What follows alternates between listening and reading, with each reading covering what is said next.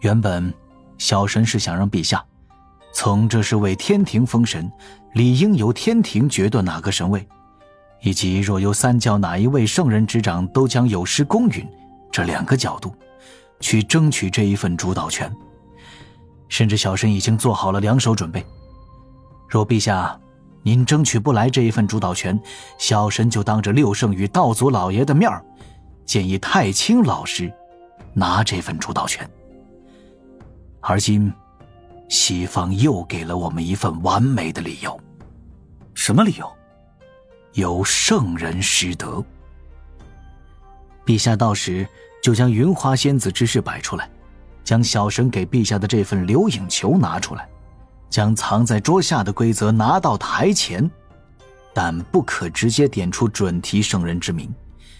陛下就说，此前已有圣人有道无德，如何能代天道封神？为何不点名，直接骂他一顿，岂非痛快？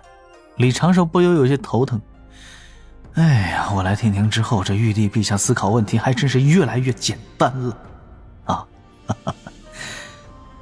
若点他名，陛下此举就是将其他几位圣人与这个失德的圣人一同比较，怕几位圣人不喜呀。陛下点到即止，既维护了其他圣人颜面，又会让其他几位圣人对第6圣人不满。圣人不入劫，不怕大劫，这是那位圣人的底气，但天道给予的都已经明码标价。如今劫运降临，圣人之推算被干扰，那位圣人直接对天庭出手，这一招确实高明，出人意料，但并非无法化解。而他出手本身就已是留下了隐患。他是不入劫，那他的教，他的道，他的弟子呢？陛下，小神请陛下准许，一旦咱们争取到了这一份主导权，西方圣人弟子不可入天庭正神之位。小神预计大劫落下，若死在大劫中，入天庭为神将会是最后的活路，而西方让他们自己扛去吧。善，就这么办。玉帝站起身来，原本怒气冲冲，此时已经是心情激荡，恨不得几十年一晃而过。李长寿心底轻叹，哎呀，说着容易做着难啊，我这些计划都需要一步步去填充细节，而且有些话在此地说的，在外说不得，我连白先生都不能商量。于是90个呼吸后，李长寿离了凌霄殿，回水神府静坐。月桂宫中的化身也摆了一个盘坐的姿势，心神收摄归于幽冥地府，开始带魔兵进入6道轮回盘，研究如何让魔兵恢复正常情绪。然而李长寿所不知的是，他刚刚进入6道轮回盘，与外界失去联系，月桂宫中就来了一名贵客。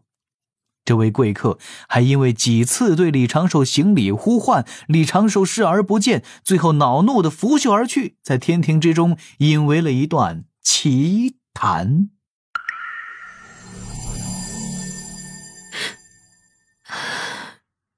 我好惨呐，都已经跟其他6个同享一只草环了，还要被拉出来做这种事，还被说不能停留太久。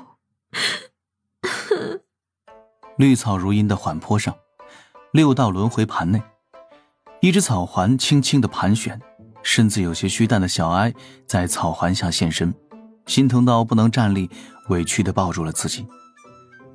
他一开口，淡蓝色的波痕就朝着四面荡漾。缓坡上盘坐的那名魔兵女统领与其他7名魔兵迅速眼眶泛红。李长寿坐在10丈之外，拿着书卷记录下这些魔兵的反应。与他所想不错，这些老兵从上古而来，最容易被悲的情绪感染，但悲不能太多，不然就会产生消极的念头。李长寿的背后稍高处，后土收拢裙摆坐在那儿，有些好奇地注视着李长寿在那儿写写画画。待李长寿开口请求换一个，便让小艾回去放出了七情之怒。喂，那边那个，去给我把那个红衣服的混蛋喊进来，我弄死他！一缕缕红色的波痕自他身周朝着周围荡漾，8名魔兵浑身荡起了煞气，一个个咬牙切齿，似是要择人而噬。不用李长寿说，后土娘娘已经是素手轻点，强行让七情之怒回了草环，放出了巨之化身，对冲这一份愤怒。接下来七情化身轮流上场，拨动着这些魔兵哭泣的道心。待最后的乐之化身回归草环，这8名魔兵有些愣神地看着远处，有2个人身上浮现出了一条条血红色的锁链，但是随之这些锁链崩碎，这2名壮汉各自抱头，原地蜷缩，浑身不断的颤抖，口中不断的呜咽。他们体内的仙力开始不断的外冲，其内掺杂着一股股魔气，但是这些魔气早已经被他们驯服掌控，并未破坏此地的一草一木。李长寿有些紧张地站起身来，一旁的后土娘娘却示意他稍安勿躁。不多时，又有2个人出现了同样的情形，他们打碎了心底的枷锁，被重新换回了七情。所幸他们被影响最多的情绪是爱与乐，承受了心神撕扯的痛苦之后，就陷入了沉静。这些都是上古一路厮杀而来的狠人，道心早已经稳如磐石一般，此时不过是恢复了思想，恢复了各自的想法，本质并未有什么变化。最初恢复的4人对李长寿低头行礼，有一个女子用不太连贯的嗓音道：多谢。李长寿含笑点头，也不知自己该说什么，就没多说。征战100回幸未死，落雨春风身凋零。李长寿将恢复过来的这4人带出6道轮回盘，感应一下各处的情形，看一看小琼峰的动静，又不放心的再次传声叮嘱白泽，让他在外面守着点小琼峰，就带着下一批20名魔兵进入6道轮回盘。就这般，七情化身不断的现身，魔兵的道心枷锁接连被破开。后土娘娘的七情道果却是刚好用在此处，与李长寿此前预想倒是相差不大。3天3夜过后，108魔兵站在6道轮回盘侧旁，2名统领将李长寿请到正前，108人齐齐单膝跪地，双手抱拳。能够顺畅说话的2名统领齐声呼喊：多谢长庚大人。李长寿侧过身来，算是受了半礼，半礼给了后土娘娘。此刻2位阎君10多位判官，牛头马面诸多鬼差拥簇在周围，他们纯粹是好奇，也算是为今日做一个见证。李长寿的心底一叹，曾经有108位杀人放火的高手摆在我面前，我没有珍惜，直到后面可能会缺人的时候，估计会追悔莫及。如果上天再给我一次选择的机会，估计还会这么干。就跟行商一般，有些钱就不能赚，这些上古人族好汉，我也不想当工具来用，用了亏良心呢。各位前辈，李长寿拱拱手，朗声道：而今天地，你我人族已是天地主角，无数人族于洪荒之地5部洲3000世界繁衍生息，妖族已不足为患，妖庭气运已被彻底斩断，人族与万灵共生，万灵与人族已可以共处。而今天地间的一些死伤惨重的战士，都是人族势力在互相攻伐。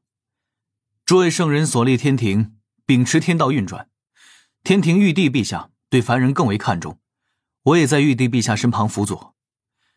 上古时各位前辈没得选，妖族咄咄逼人，欲灭绝我人族，人族积累薄弱，尚无足够的高手护持自身，只能让各位前辈以身堕魔，化为魔兵。但今日各位已成人族英雄，可以自行选择今后的路途。李长寿话音落下，这108魔兵的眼中都有些茫然。各位先坐。李长寿做了一个手势，108魔兵动作整齐地盘腿坐下，注视着李长寿。李长寿斟酌着言语，笑道：我的意思是，各位可以在而今的这一片天地做自己想做的事，比如可以学一门乐器，可以寻一位伴侣，也可以去四处走走看看，看一眼俗世繁华，瞧一瞧云端仙山，这些都是各位前辈打下来的河山。一人低叹了一声：如幽魂，不如归去。众魔兵面色平静，各自点头。也可。若各位前辈觉得自己已太累，完全可选择自己的生死，但就晚辈私心而言，并不想见各位前辈这般。你们已经错过了一个时代，不如在这个时代开启新的生活。我会帮各位，人族都会帮各位去适应，天地间会有各位的容身之所。此地就是6道轮回盘，我与地府阴司相熟，与阎君引为知己。各位若想重来一世，不想再背负过往种种，孟婆汤今日不限量供应。若各位还有未了的心愿，只要我力所能及，都会帮各位做到。若是各位想在世间继续走走看看。大人，女统领主动打断了李长寿的絮叨，低头问：您可还需要我们效命？李长寿话语一顿，静立许久。他能感觉到自己只要说一句不需，这108魔兵就会齐齐离去。好一阵儿，李长寿才开口：人族已经不需要你们继续抛头颅洒热血，天地间也有了新的秩序。我需要你们的力量，但只是个人所需，为我私心罢了。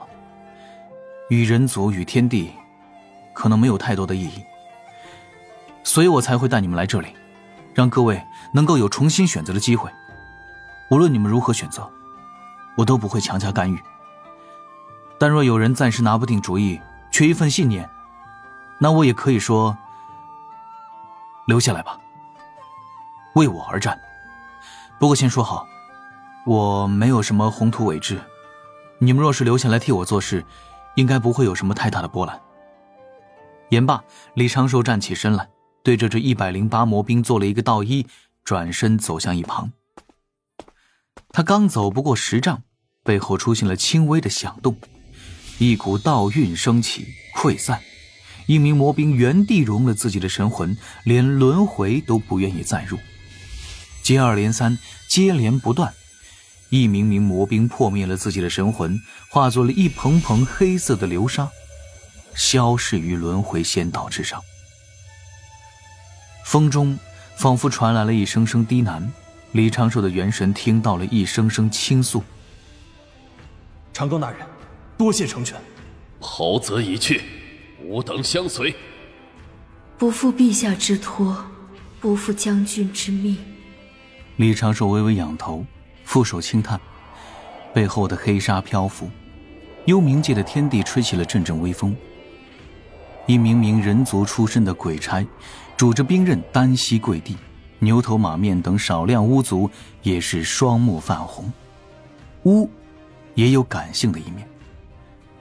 不知多久，李长寿听到了脚步声，不由扭头看去，却见18、19名男女站在自己背后，齐齐单膝跪地。愿公大人驱策。各位，快快请起。李长寿双手虚扶，随即苦笑了一声：竟无一人想入轮回。那名女统领露出少许微笑，脸颊上的伤痕仿佛也淡了一些。她笑道：无职不成魔，无魔不得活。大人对我们的了解还是太少了。话比此前明显增多了不少，语气也多了几分轻快。李长寿拱拱手：我的道跟偏执刚好相反。各位稍等，我且去对后土娘娘道谢，再带各位回俗世。我先给各位第一个任务，每个人给自己或者是相互之间想一个名字吧。言罢，一道光束照在李长寿的身上，将他再次引入了6道轮回盘中。